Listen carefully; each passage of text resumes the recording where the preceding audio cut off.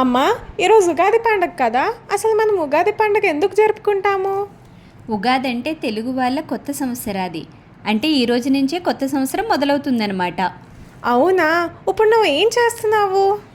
ఉగాది కోసం నేను పచ్చడి చేస్తున్నాను. అవునా, ఇది ఎందుకు చేస్తారు? ఈ పచ్చడి 6 రకాల రుచులతో కలిపిన షడ్రుచుల సమ్మేళనమైన పచ్చడి. ఇందులో తీపి, పులుపు, కారం, ఉప్పు, చేదు, వగరు ఇలా 6 రుచులు కలిపి పచ్చడి చేస్తాము. 6 రుచులా? ఆ 6 రుచుల కోసం ఏం కలుపుతావు నువ్వు? మొదటిగా తీపి.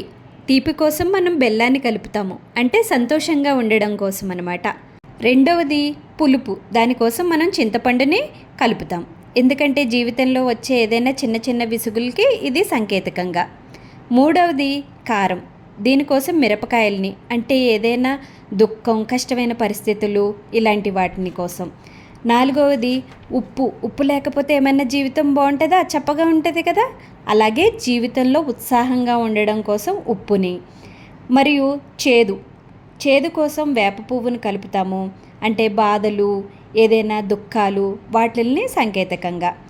లాస్ట్ది చివరిది వగరు. దానికోసం మామిడికాయలను కలుపుతాము, అంటే జీవితంలో కొత్త కొత్త సవాళ్ళని ఎదుర్కోవడం కోసం.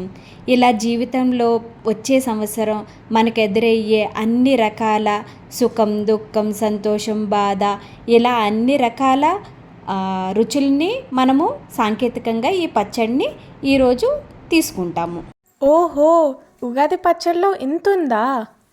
మరి ఇలాంటి తెలుగుకు సంబంధించిన అన్ని విషయాలను తెలుసుకోవడానికి రోజు మనం తెలుగు అమ్మబడిలో నేర్చుకుందామా? నేర్చుకుందాం. సరే, మన వాళ్ళందరికీ ఉగాది శుభాకాంక్షలు.